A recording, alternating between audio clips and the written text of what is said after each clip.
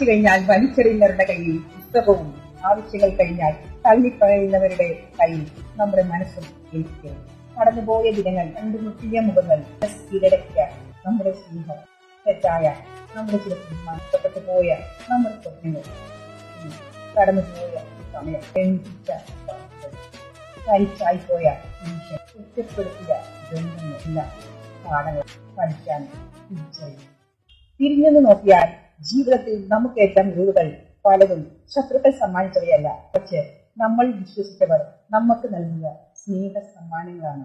ആർക്കും ആരെയും പൂർണ്ണമായി മനസ്സിലാക്കുവാൻ കഴിയുകയില്ല. ഓടിയകുന്നവരെല്ലാം ഒരിക്കൽ നമ്മുടെ കൈക്ക് മുറുകെ പിടിച്ചവരായിരുന്നു.